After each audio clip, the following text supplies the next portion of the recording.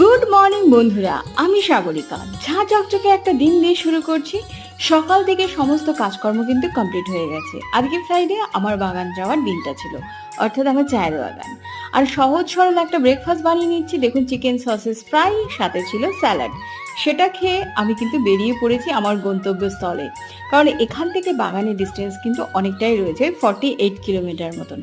আর দেখুন বাইরের দিকে ওয়েদারটা কি ফ্যান্টাস্টিক। কারণ বৃষ্টি হয়ে গেছে, আকাশ ছিল একদম পরিষ্কার শরতের মতন। জাস্ট আমি যেটুকুনি ক্যামেরা বন্দি করছি আপনাদের সেটুকুনি শেয়ার করছি। আর আমার ভীষণ ইচ্ছা করে চায়ের বাগানটা নিয়ে আপনাদের সঙ্গে ডিসকাস করতে, শেয়ার করতে, কিভাবে চা চাষ করা হয়। নো ডাউট আপনাদেরকে সেটা শেয়ার করব, একটু আপনাদের ভালোবাসা। এদিকে চলছিল বাড়িতে তালের বড়ার প্রিপারেশন। বোন পাঠিয়ে দিয়েছিল শাক, কচু বাটা, শাপলার তরকারি আর ইলিশ মাছের মালাইকারি। এটা কিন্তু আমার বাড়িতে রান্না হয়েছিল, শুধু বোন আর কচু বাটা শাকটা পাঠিয়ে দিয়েছিল। যেহেতু খেতে পারে, চালের বড়াটা কিন্তু হয়ে গেছে। ভিডিওটি ভালো লাগলে